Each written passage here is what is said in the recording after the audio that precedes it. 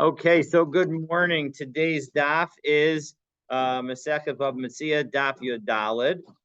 We are 10 lines down on daf Yud Daled. The third word from the end of the line is Amar Shmuel. So hold on just a second. Let me share my screen and we will get started. Get going. So we're going to have a little bit of Rashi today. But Shmuel is our famous rabbi for today, and we're going to be talking a lot about his particular position and discussing it to get started, and then we'll get some Abaye today. So let's take a look. So first of all, let's remind ourselves what we learned in the Mishnah earlier this week on Daf Yud Bet Amud Bet. The Mishnah had the following debate between Rabbi Meir and the Chachamim. If one found a debt note, basically a check that provides a lien on real property, one does not return it to the creditor. So again, what does it mean by a lien on real property? It means that if I lent money to you, Moshe, and on January 1st, and then on February 1st, you sold a piece of property to Ken. So then I would be able to use my document that is dated January 1st to take that property away from Ken. And Ken would then, depending on whether or not you sold that property to him with any guarantees, if you sold the property with a guarantee, so then he would owe you money. And if not, so then it would be tough luck for Ken. So that's the situation. And so as a result, Rebbe Meir says that if I had lost my note, if I had lost the document that said that you owed me the money dated January 1st, so then we're not going to return it. If Mark finds it, he's not going to return it to either of us. He's not, and specifically, he's not going to return it to me because the court would require you, Moshe, to pay up and take potentially property away from Ken. And if there's no lien on the document, so then Mark should return it to me because the court's not going to exact payment from the property. Now, either that can mean, as we saw yesterday, the fact that I would only be able to collect from non-real property, or we saw that it could also mean that actually it's totally not even a valid debt document, and that all it's good for is stopping up a bottle. But in any event, that's the position of Rabbi Meir. The Chachamim say in either case, whether the document has a lien on it, whether it explicitly references a lien or it does not explicitly reference a lien, we're going to not return it. Mark's not supposed to return it to me, the lender, because the court is going to exact payment from the property. So again, yesterday we offered one understanding of this debate and of Rabbi Meir's position, and now we pick up on with the 10th line on Yudal and Amud Aleph with Shmuel's explanation of the Chachamim. So Shmuel, Amar Shmuel, my time of the Rabbanan. What is the reasoning of the rabbis, namely the Chachamim that are referenced in our Mishnah? Stavrei Acharayas Tosoferhu. They believe that when it comes to the idea of achrayas, of a guarantee, of a lien in the document, that if it doesn't exist, it's considered an oversight of the scribe. It's a scribal error. So again, and what's the question associated with this? So my time of the Rabbanan. So let's take a look in Rashi 3, 6, 9, 11 lines down, end of the line. My time of the Rabbanan. The Amri ki ein bo achrayas nechasim. That they say effectively that even though there is no guarantee in the document, gova afmin hamishubadim, you're allowed to collect even from real property that has been sold. And how do we know that that's the case? Because the Chachamim say that the finder can't return it since the court will exact payment from the property. The specific language, if we take a look at the Daf Yud Bet Amud Bet, it says Mipnesha based in Nifra in Mehen, that specifically based in would allow collecting from them, meaning the real property. And so as a result, how come do they say that? they say that you would be allowed to collect from real property even if there's no lien in the document, because the lien was supposed to be in the document. So now the Rava asks a good question. So Amrle Rava bar Ite, the Rav Idi bar Avin. Rava asks Rav Idi, Umi Amar Shmuel Hachi. 1 second. Did Shmuel actually say this? Listen to this other statement that Shmuel made. Amar Shmuel Shivach Shafar V'Shibud. When it comes to a guarantee, a document, and whether or not you would get paid back for the improvement investment you make in the property, or shafar, or from the best property of the person providing the guarantee. The shibud, and for our purposes, the language of, or there's a lien in the document, sarech limalech. You need to consult with the person providing that guarantee before you write the document. This is advice that Shmuel has, or requirements that Shmuel has for a scribe. And so we see from this statement that whether or not a document contains a lien depends on the person giving the guarantee. So lema manda amarha lo amarha. Should we have to say that the person who is conveying Shmuel's statement that the absence of a lien in a note document, in a debt document, is a scribal error, is not the same person who's telling us that Shmuel says that you need to check with that the scribe needs to check with the person who's providing a lien, whether or not they're providing a lien. Is that how we have to explain it? No, that is not how we have to explain it. Lo kasha. It's actually not difficult. Kan bishtar halva, in the context of a loan document. So then Shmuel is saying that anytime you don't have a guarantee in the document, we'll read it into the document, because nobody makes a loan without a guarantee. Because people don't just give money away for nothing. Right, Mark? People don't give money away for nothing. So kan b'mekach b'mekach umimkar. But in the other context, in the context where you have to check, that is talking about a sale document.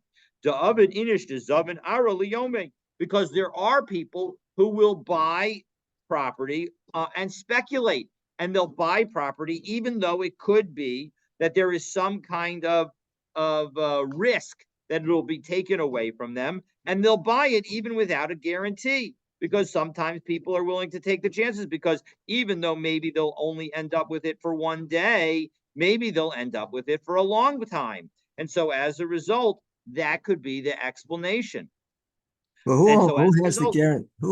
Who's making the guarantee on this? Name the lender? No, the borrower is making the guarantee.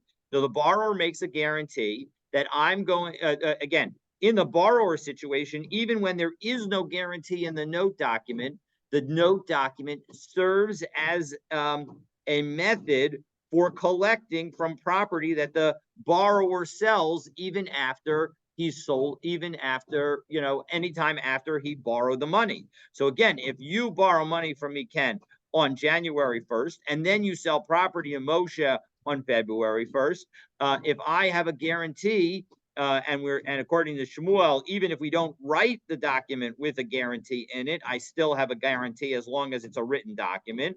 I can go to Moshe and collect the property that you sold to him, because you don't have any property left. And so, because you used all the proceeds to spend, to go out for a beautiful dinner. So that's why. So I'm going to be able to collect from the property that Moshe bought from you. Now, if Moshe, the second piece is, does Moshe have a guarantee? And there, the Shmuel allows for the possibility of no guarantee in the document. There could be a guarantee, but there doesn't have to be a guarantee, because Moshe knows if he buys it without a guarantee, he knows not to pay a lot for the property. And so as a result, he could just be speculating that maybe it'll take me a long time before I try and come and collect on this loan. But as a result, so he might not have a guarantee in his document. But in a loan, nobody gives money away for nothing. And so as a result, I'm giving you the money to borrow. So as a result, I'm going to definitely want some kind of guarantee. How far can this go? If the lender loans money to the borrower, and the borrower then decides to sell property that he has, then suppose that person C sells it to person D, sells it to person E. How far can the lender go to collect that price? It may have been sold 10 times. I believe that he can go ad infinitum. I'm not 100% sure. I don't think we've fully covered that in the Gemara yet. And so I'm hopeful that we will cover that. Not in this particular piece, but I'm hopeful that we will cover it. But I believe that that basically the understanding of the time, and we actually have, right? So even today, if you mortgage a property with Bank of America, and then you sell that property to Moshe, and that the mortgage has not been cleared from the material, and then Moshe sells it to Mark, and then Mark sells it to Lori, the Bank of America, because it's all been recorded in a central repository, and you need to do your own due diligence before you buy the property. The Bank of America has the ability to collect that loan that was really against you from the final seller. Similarly, there's this concept in halacha that written contracts have a voice to them, and so as a result, it's assumed, given the fact that so many people did not read and did not write. So as a result, the fact that you had a written document, everybody knew about it. Everybody in town would know, hey, this property was sold by Ken to Moshe. And so as a result, people would understand the history that existed. And so that's why I believe that even if Ken were to, Moshe were to sell it to Mark, and Mark were to sell it to Lori, I, as the lender to you, Ken, would be able to go and collect from Lori. Okay. So now we're going to get a quick story that highlights the difference between a sale contract and a lending contract. Again, a lending contract has in it automatically a guarantee. A sale contract does not. So Ki Ahuda Avua debate Bar Ihi. There was a guy named Avua Bar Ihi, Zavin Alisa Machte, and he bought an attic, an upper level from his sister. Asa Balko V'tarfamine. And then one of his sister's creditors came and took it away from him. Asa L'kamei de Mar Shmuel. So he comes in front of Mar Shmuel, and he comes in front of Shmuel, and he says, I want to get my money back from my sister. So Amar Le Kasvalach Achrayas, did she write a guarantee for you? Amar Le Lo. He said, no, she didn't. Amar Le Im King Zil Shlama. Then you should just go in peace. As Rashi says, second of the wide lines at the bottom of Rashi, and the second from the top of the widest lines in Rashi, at the end of the line, Zil Shlama, Ein Kan Odin Shemachalta al Hakol. You essentially were mochel on everything because you did not get a guarantee. So Amar Le V'Hamarhu de Amar Achrayas To Soferhu. Well, 1 second, I thought you, Shmuel, were the one who said that a guarantee, the absence of a guarantee in a document, is a scribal error, and we read into every document that it has a guarantee. Amar Le Hani Mili Bishtari Halva. No, you got confused. The situation where I say that is only when it comes to a loan. Aval Bishtari Mekachum Memkar. Lo, when it comes to a sale document, I don't say that to Ovid Inish to Zavin Ara Liomi, because people take their risks and are if you go into a deal with your eyes open, you can do whatever you want. But when you go into a loan, nobody goes into the loan with the idea that they're going to get nothing back. The whole point is that there's no possibility of benefit. So of course we're going to make the loan as solid a guarantee as possible.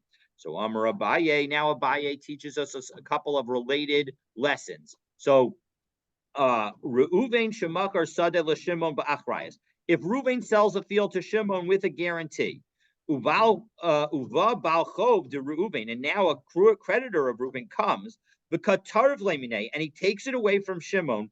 Dinahu, the rule is the azo Reuven umishtoi dina bahade. Reuven has and it's unclear. The Rif says that Reuven has to go and argue with the creditor in court to protect Shimon, and others say no, Reuven doesn't have to, but he's allowed to. It may be easier to fight with Shimon, fight with the creditor, than it is to prevent Shimon from collecting, given that he has a guarantee. So below Matzi Amarle, and the creditor doesn't have the ability to say to Reuven, listen, Lav Bal Dvarim Didiyat, you aren't my legal opponent. I don't have a case against you. My case is against Shimon because he's holding your field. To Amarle, because Reuven can say back to the creditor, Demapkat Mine, Align Didiyahadar. If I lose, if you take that land from him, he's going to come back to me because I've given him a guarantee. So as a result, that's why Reuven has the right to intervene in that case.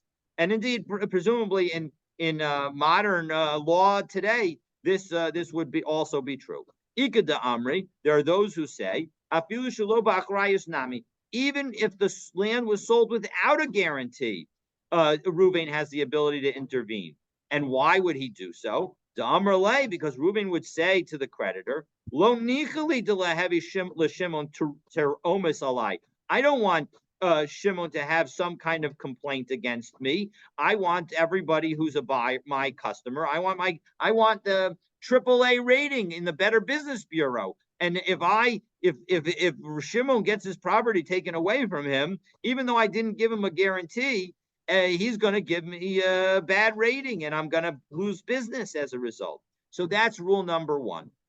The Amri Abaye, rule number two that Abaye says is as follows. So Reuven Shemakar Sada l'Shimon Shaloba, right? Now the field is sold by Reuven to Shimon without a guarantee, meaning that if the field is taken away from Shimon, he loses. He's just out of pocket. The Yatsu Aleha Asikin. And now, before Shimon has taken the property, and before he's actually paid for the property, they just have a handshake. We hear about complainants who are saying that really Reuven didn't own this property, or really Reuven owes money against this property. As long as Shimon did not yet take possession of the field, he can undo it. And Rashi tells us, Ubishalo nasan mos. We're talking about a situation where Shimon did not yet pay the money. But once he grabs hold of the property, then Eno Yachol Laxarbo. Then he won't be able to undo it. And Rashi says, Eno Yachol Laxarbo, top line in Rashi on Yudal at Amabet, Vafilu lo nasan mos. Even if he hasn't yet given the money, Shakarka Niknis B'chazaka, because the land gets acquired once you do an action of ownership, an action of chazaka. The hamos, and then what happens to the money? Even though it hasn't been paid, hamos al malva. Then the money effectively becomes a loan, and so as a result, that's so even if I buy land from you, Moshe, and I hear that there are complainants, if I do an act of ownership, it's too late. I have to pay you for the land. However, if I haven't yet done an act of ownership, I can undo the deal, even though we had a verbal agreement. Well, but what that should, if he hears that there's a creditor who may have rights to the land, why doesn't he have this option to opt out? Because he knows if he pays, or even if he hasn't yet paid, but he's made a transaction, he's going to lose this land. Yes, but the point is that once he's made the acquisition on the land, there's no backsies, meaning he's already made the acquisition. The money that he owes now becomes a debt. It's no longer just an agreement about the future. It's not just a handshake about what we're going to do. He's actually done the deal. It's as if the deal was completely closed, because it's as if he If you do an action of acquisition on a piece of property, even if you haven't paid, it's as if you paid me the money and I gave it back to you as a loan. That's the However, nature. but he now learns that the first party, that he's dealing with party B, but A says, listen, that really belongs to me because B owes me money. I'm going to come and take the property from you. So that's the acquisition, that acquisition that C made is basically going to be worthless because he's going to lose that property in 2 days. Yes, and the answer is that you need to do your due diligence before you make the acquisition. That's Uh-huh. exactly right. We put the obligation on the buyer, a caveat emptor, as we say in the legal world. You need to, we need to check out Uh-huh. the buyer to make sure that the buyer needs to do the checking to make sure that he's going to get it. Okay. And the point is the Amrle, because why does the Gemara now answers your question to some degree, Ken, by saying why does Shimon have to pay up, and why is he considered to have completed the transaction? Because Chayesa de Kitre Sabras V'Kabat. You decided to buy a bag of knots, and that's your problem. So the point is that you chose to buy this property. Now, what is this whole thing with the bag of knots? So one explanation that's offered here, that's cited to the Rashash, is that a bag. Sure, Marco. A bag of knots is really saying that if a knotted bag, so that if you were to buy something that was in a knotted bag, you wouldn't know what was inside the bag, and so as a result, so too here, you chose to buy something without knowing what it is. The other possibility, see you later, Mark. The other possibility is not that it's a knotted bag, but literally a bag of knots. Because when you buy a rope, you don't want the rope to be all knotted and problematic. You want the rope to knot the things that you want to knot. And so as a result, it could be that that's the meaning. It's not usable. What you've bought is not usable. It's a bag of knots. And so as a result, you can't do anything with it. So the point Rashi is, says, Sak malek sharim. yes, exactly, exactly, a bag of knots. That is how Rashi. But the question is sort of like, why is that a bad thing? A bag of knots. What's the problem with it? So that I'm suggesting that the problem with it is that you want the strings, you want the rope that's associated with it. If the rope has all been knotted already, you can't do anything with it. So too, you've bought a property that is all knotted up, that's all tied up essentially in litigation. That could be even a third metaphor for what this is all about. And so as a result, it's tough luck on you. You need to do your due diligence ahead of time. So, okay. So, me'emasai havya chazaka. What constitutes the chazaka that we're talking about, the act of ownership? So, miki dayish amitzri, when you walk the borders of the field. So, if you walk around the field, that's something that the owner does to show that he owns the field. And so, as a result, when you've done that, you can't, there's no backsies. You can't go back on it. The ikadamri afilu ba'achrayas nami. And there are those who say that even if the field was sold with a guarantee, there's no backsies once you've walked around the field. Da amrale, because Reuben can say, listen, you are worried about these creditors coming and taking the property away from you. But listen, I've given you a guarantee. You come to me when you've lost the property and show me that you've lost the property, and then I'll pay you. I'm not going to pay you now. I'm not going to give you the backsies now. Maybe you'll never get maybe the person won't ever come and collect from you, even if there are these complaints that are circulating at the moment. So that's the second rule that Abaye offers. Now the Gemara turns to wonder what happens if the property turns out to have been stolen. Because what we were talking about up to now, the property was really Reuven's. He had borrowed money against the property, and so the property could be taken away by a creditor. But now we're going to talk about where the person who sold the property actually never owned it in the first place. And we have an interesting machlokas in this regard. So let's take a look. Itmar. And we are on the 1, 2, 3, fifth line down on Yudalat Amabet. Hamocher sadem l'chaveiro. If you sell a field to somebody, so again, we'll use the same Ruvain and Shimon just for simplicity. Excuse me. Ruvain sells a field to Shimon. V'nimsa she'ena shelo, and then it turns out that the field was never his.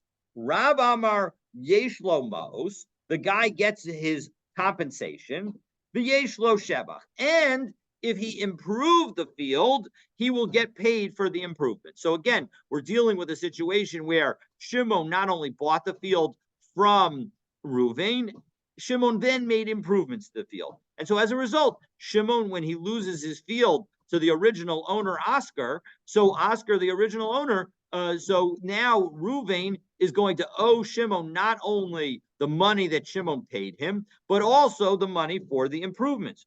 Shmuel Amar, and Shmuel says, no, it's not just the original. It's Mos Yeshlo Shvach Einlo. He only gets money for what he paid for the field. The additional investments that he made in improving the field, he won't get paid for. And why is that? We'll see the reason in a moment, but the answer is that it looks like the person's paying interest. Because again, let's use the example that I'll be the seller because I'll be the thief. We'll say that I or maybe I did it by accident. But let's say I sold you Ken Moshe's property by accident. So now you've effectively given me money that is really not a money for a purchase. It's money that effectively I'm borrowing. And so now if I end up paying you more money back, that looks like I'm paying you interest because the investment that you made in the field was not a loan to me. It was just money that you spent on the field. So as a result, you are, according to Shmuel, you're not going to get it. So, Bo Minei Rav Huna. So they asked Rav Huna. I don't think you have to say it's interest. You could just say the original agreement was if the property, like we said earlier, if the property was repossessed, there's some documentation. I'm willing to compensate you if you lose. But what you do on your own, that's your business. If you put a new house there, you put a new back a porch or whatever, that's your business. It got nothing to do with me. As usual, again, you've forecast the Gemara because now that's exactly the question of which of our explanations is the right explanation. Because maybe it's your explanation. Maybe the point is that when I sold the land to you, Ken, that really belonged to Moshe, I didn't give you any kind of guarantee. So boy minei Rav Huna perish lo es hashvach mahu. What happens if I tell you, Ken, when you buy the property, listen, if you invest in this property and it gets taken away from you, I'm going to pay you back for the investment you make on the property. That's how sure I am that this property belongs to me and not to Moshe. But then it turns out that it belonged to Moshe all along and that I was either stealing it or selling it by accident. So Taima de Shmuel Mishum Delo Perish Vacha was the reason that Shmuel said that you don't get paid for the investment, for the improvement in the land, because it wasn't explicitly accepted by Ruvain. And now I've explicitly accepted that responsibility, so therefore I'm going to be liable. Odilma Taima de Shmuel Kaven delays Lake Karka. Or is the point that because I never owned any of the property, there is no sale transaction here. So all there is a loan from you, Ken, even though you thought it was a purchase, it's really just the loan and machzik kiribis. And as a result, it looks like interest. So Amar Lahu in first Rav Huna said, yes, you're absolutely right. And then Vilav, and then he said, no, and then he was just uncertain. He was going back and forth and he wasn't sure what the answer was. So Itmar. But fortunately, we have another statement, this time by Rav Nachman in the name of Shmuel, that actually answers the question. So Amar Rav Nachman, Amar Shmuel, Mos Yeshlo, that you only get the money of the purchase price back. Shvach Einlo, you don't get the compensation for the improvements that you make, even if the seller specifically guaranteed that he would pay for the improvements. My timer, what's the reason? Since he never owned any of the property, it looks like the person is paying a rental for the money, for the usage of the money. That's ribis. And so again, it's only mechse karibis. It's not actual ribis, obviously, because that's not what actually happened. But that in and of itself is going to be sufficiently problematic that we don't allow you to do it. It would be a rabbinic prohibition. So Esvei Rava Rav Nachman. So now Rava challenges Rav Nachman. Ein motzian la'achilas peiros u'shvach karkaos u'mzon ha'isha v'habanos m'nechasim mishubadim m'nei tikkun ha'olam. So what we're going to do now is we're going to try to cite a different different sources that say, hey, it looks to be that you, Shmuel, are not correct, that you should get money for the improvements. And we're going to cite a Mishnah and then two Brisas. I probably should move these questions back 2 levels. But in any event, we're going to cite a Mishnah and then 2 Brisas as to saying, look, Shmuel, don't these citations seem to suggest that you could collect for improvements? And we're going to answer each of them in turn. So let's take a look. So again, this Mishnah says that we don't collect from nechasim mishubadim. Nechasim mishubadim is a shorthand way of saying property that has been sold by someone who gave a guarantee. Okay, and so we don't collect from these sold pieces of property because of tikkun olam. And what don't we collect? We don't collect for the consumption of produce, meaning that if you were to eat, if you were to steal my field and eat the produce on the field, I obviously collect my field back from you because you stole my field. But in order to collect the produce, I can only collect that from property that you still own. I can't collect it from property that you sold to somebody else. And similarly, ushvach karkaos and the improvement on land. So again, that implies ulamazon ha'isha v'habanos. And then for the money for food for the wife and daughters, that after somebody passes away, you can't collect from property that person sold in order to feed the wife and daughters, because tikkun ha'olam, because as Rashi says, tikkun ha'olam, this is 3, 6, 9, 12, 50, about 18, 19 lines up from the bottom of the narrow lines in Rashi. Because if you were to say that a person could take such a property, that you could purchase property for this, nobody would purchase a piece of property. Everybody's married. Everybody, is a very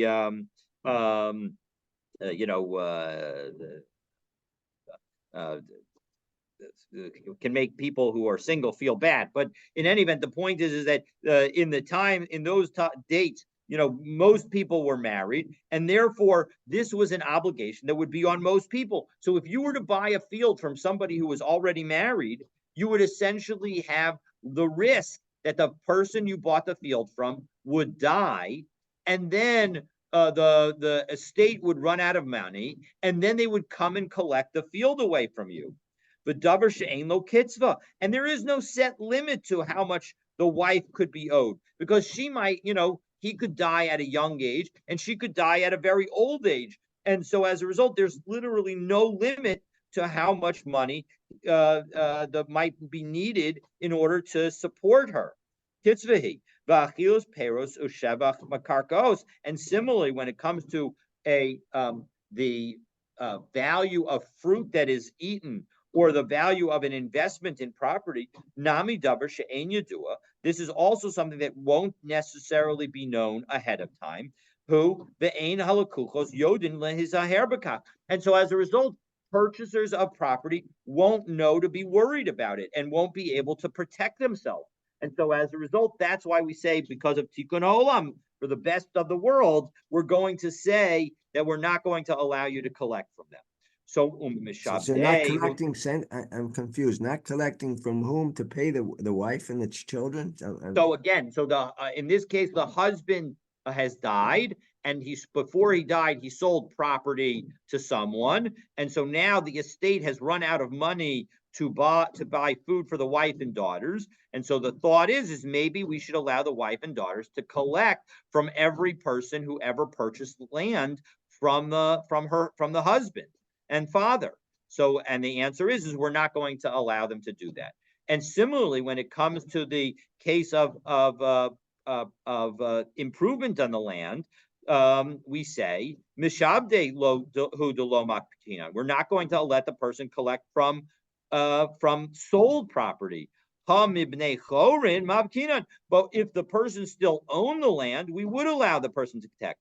V'katani mia l'shvach karkos. We talked about the improvement of land. So what is this talking about when we have this improvement of land? La belokeach megazlan. Isn't this a situation where somebody bought land from a thief? So again, I sold you land that belonged to Moshe. You improved it, and now Moshe takes the land back from you, and now you're making a claim against me for both the value of the property and the value that you invested in the property.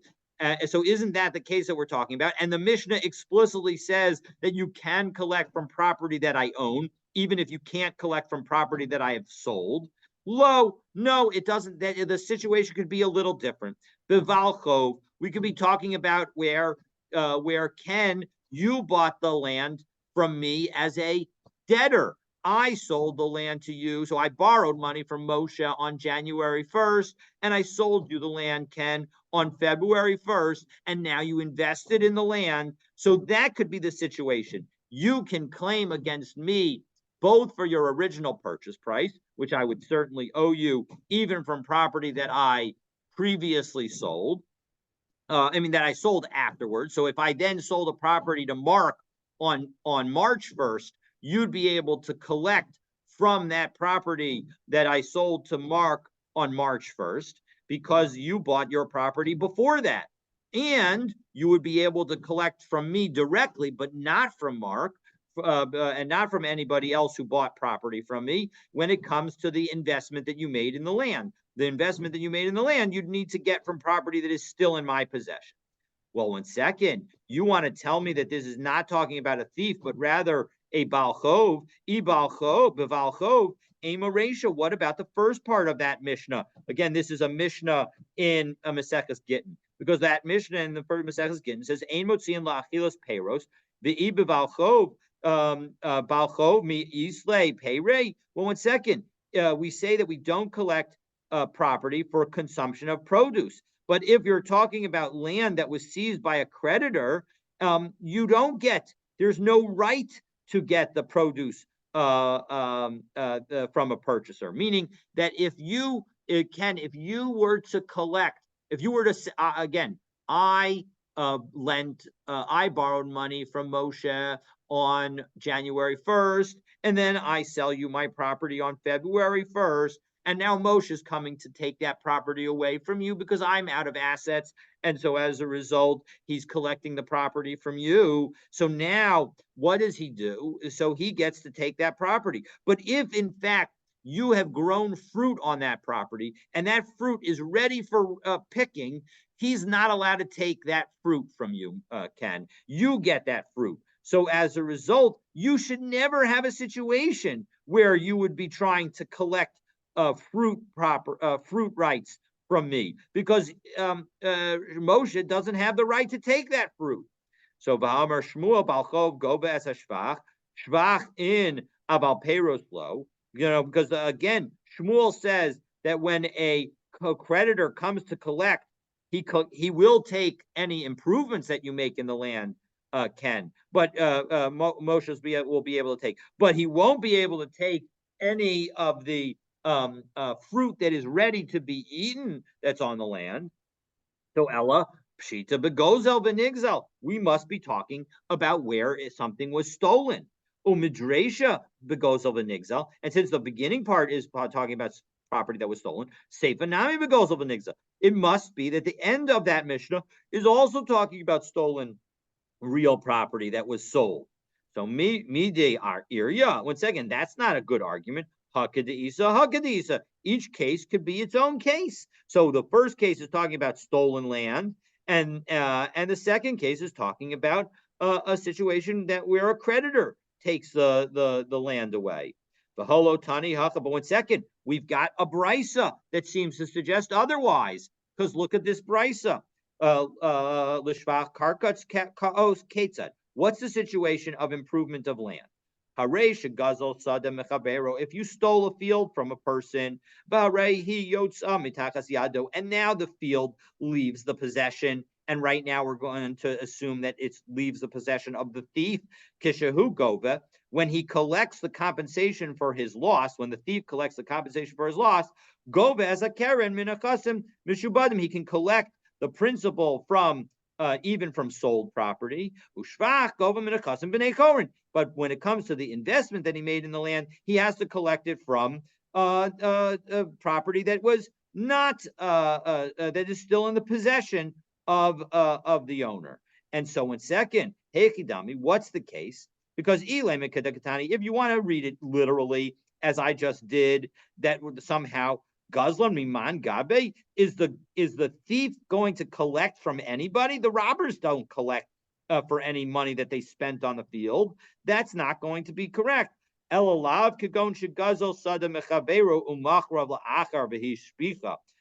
the case must be that the person stole the field and sold it to somebody else who improved it. So Amar Le, Rav Nachman explains, no. Lav terutza ha kamatarsta. 1 second, you already answered it, because what have you've done? Your answer involved changing the language of this brisa. Clearly, this brisa's language has a mistake. So taritz nami b'val chov.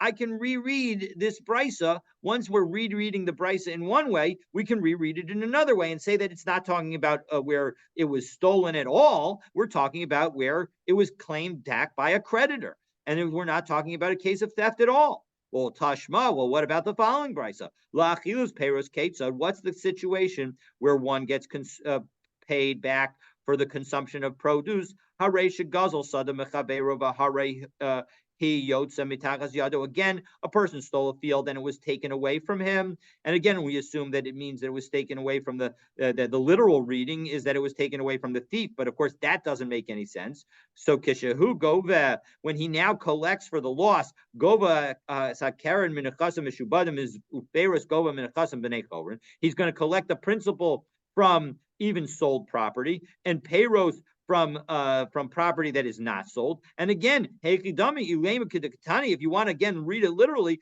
Goslan my Gambe. Yeah, how could you possibly say that it was that the Goslan was the one who doing the collecting? You have to reread it.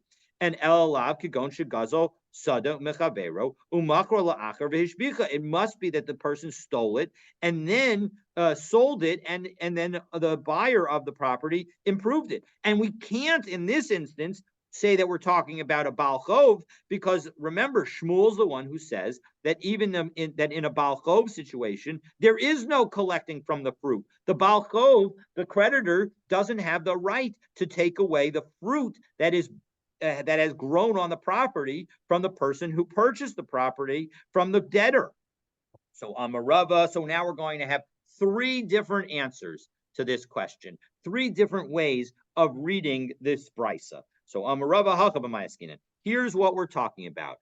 Kigon Shagazel Sada Mechavero Milea Peros. The person stole a field filled with fruit. V'achalas a peros. And then he ate the fruit.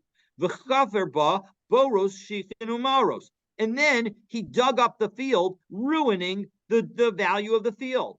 So ba nigzal. So now the victim who was stolen from, who was robbed, ligbos keren. And when it comes to collecting the original value of the field, gova minachasim mishubadim, he gets to collect even from land that was sold after the robbery.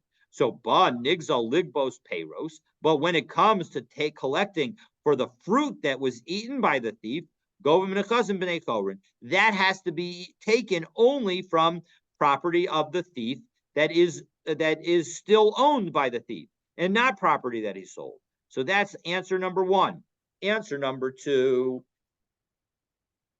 Answer number two. Second. Answer number two, Rabba bar Rav Huna Amar. Rabba bar Rav Huna says, as we turn to Ted Vavam Aleph, Shinatalua Masikin. We're dealing with a situation where Masikin take it away. So who are these Masikin? So Rashi says, Unsin. They're people who grab it. Akum, who are not Jewish. Natalua Mina Gazlan. And they took it from the thief. And this is the top Rashi on Ted Vavam Aleph. Umach Mato. And they specifically took it because the thief was the one who was holding it. Utnan Bava Kama, and we learned in Bava Kama, so this is another connection to the end of Bava Kama, that if one steals a field from somebody else, Unatalua Masikin, and people take it away. The translation here is extortionists take it away, but the non-Jews take it away. If they took it away because of the person of the thief, and not they weren't just taking away everybody's land, but they specifically took it away because the thief was in possession of it. Then the thief is obligated to give the victim another field.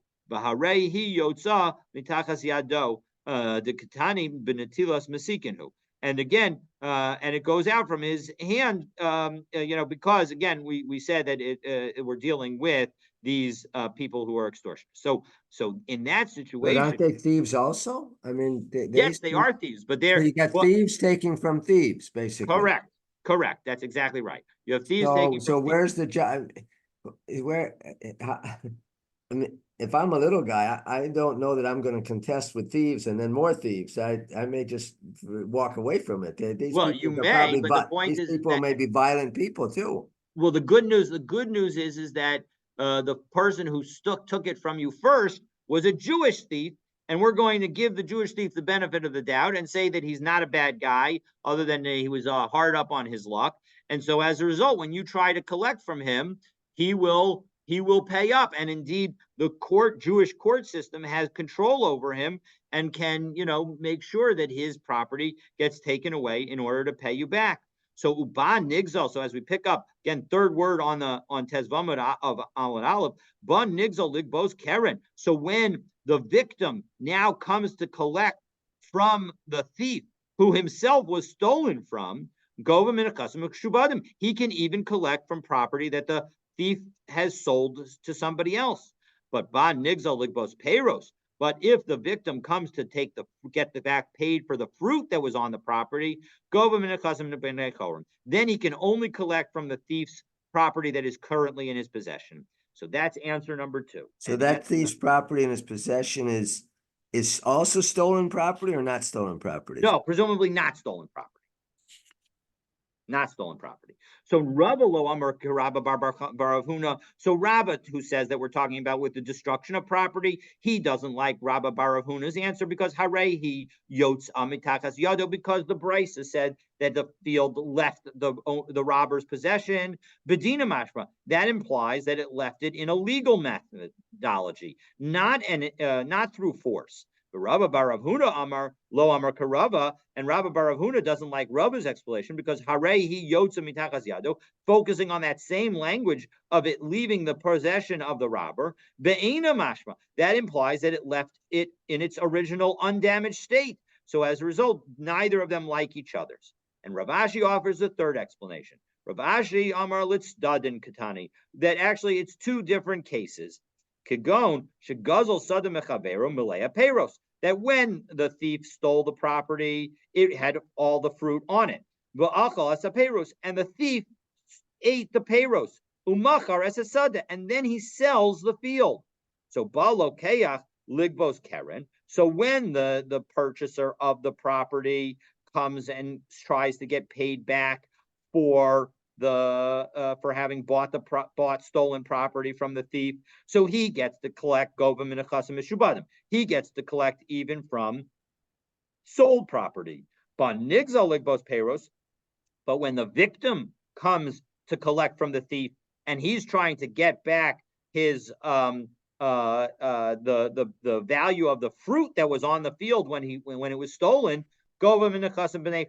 he can only collect from property that is currently in the possession of the thief. So we've had three different answers, but we're not done explaining these answers. But for that detail, you're going to need to stay tuned for tomorrow's daf. So we will pick up, God willing, with an analysis of these three answers, and in particular, how the first two answers actually answer the question. Because remember, all of this is to try and answer. It looks from this brisa as if Shmuel is incorrect, as if you can collect from that you can collect for improvements from the seller of stolen property, and because here you can collect even from fruit from the seller of stolen property. So we've given three explanations that take it outside the context of theft, but we're going to do further analysis, God willing, of those answers tomorrow. So who's collecting here and then?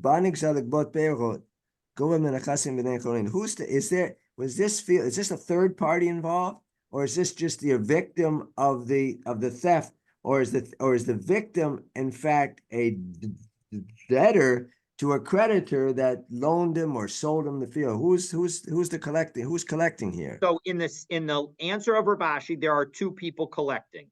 There's because Rav Ashi has me stealing the field from Moshe and selling to you, eating the fruit on it and selling the field to you, Ken. So Moshe goes and collects the field from you. So as a result, he's got that collection all done. Right. So now, and that's not covered here. That's not just explicit in the Gemara. So he's going to collect that field from you. So now there are two people that are going to try and collect from me, Moshe and you, Ken. Moshe, so Ken, you're talked about first, that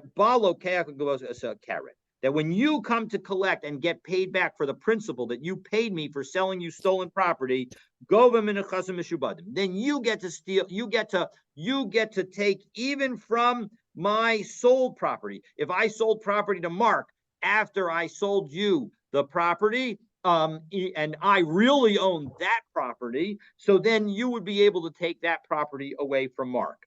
So, and the second person who's collecting from me is Moshe. Moshe was the victim because I ate the fruit on that property. So ba nigza ligbos peiros, when Moshe wants to come and collect the amount that I owe him for eating the fruit from his property, Moshe, the original owner of the property, he's only able to collect from property that is currently in my possession. So who collects from the payroll?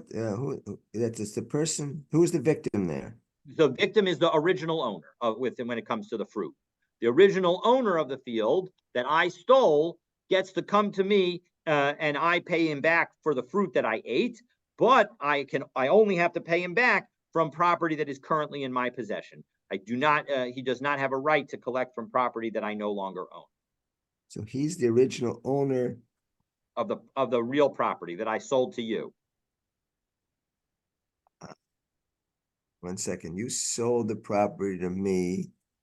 I stole the property from Moshe. I ate the fruit on the property, right, and then I sold the property to you, Ken.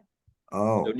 So you have a claim against me for the amount of for the value that you paid for the property. Right. And you can even get, and because effectively we're going to treat that as if I have a guarantee, you can actually collect from even property that I sold to somebody else after I sold you the property. So if I sold property to Mark a month later, you could even collect from that property that I sold to Mark. However, Moshe doesn't have that right. Moshe only gets to collect from things that, because he's collecting for the fruit that I ate, he only gets to get he only gets paid back from property that remains in my possession. And he doesn't get to collect the original property back? Well, he's collecting the original property back from you. That's why you are trying to get your purchase price back from Right. me. Okay. But he can collect the fruit. But when it comes to the fruit, he only gets paid back for that from me, but only from property that I still own. He doesn't get to collect that from property that I no longer have in my possession. And the shvach? And presumably, remember, this is all to be consistent with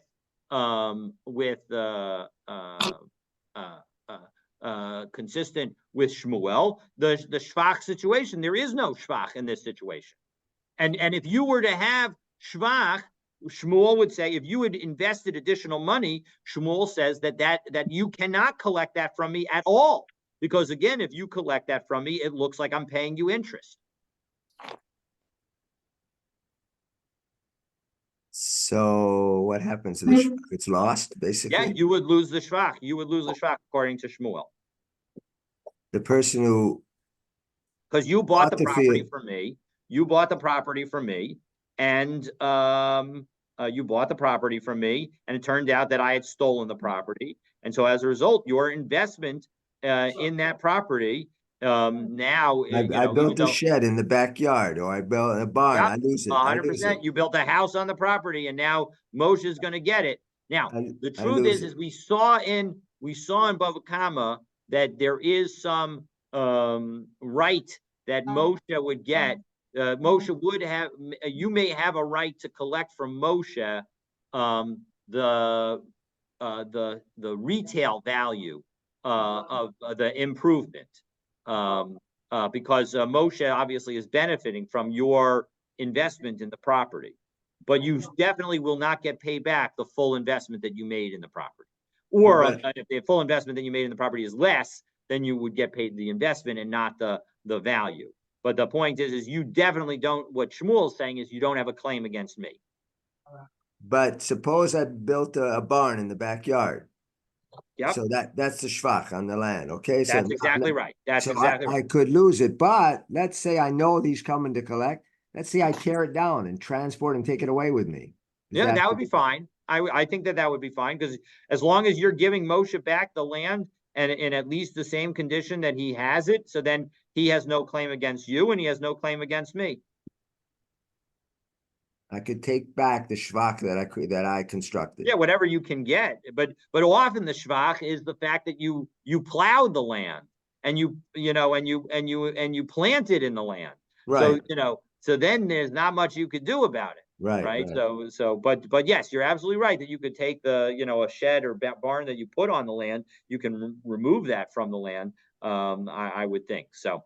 All right, but we'll pick up, God willing, with that tomorrow. And again, we're still in this conversation of trying to challenge Shmuel's statement of saying that you don't get paid for the shvach, because you're right. I mean, from a logical perspective, it's a very extreme position that Shmuel says that hey, that looks like ribis, and therefore you're not going to get paid back for it. So we'll see that, God willing, tomorrow. Looking forward to continuing our learning. Thank you. Have a good day. Okay. Thank you. Be well. Bye bye. Bye now.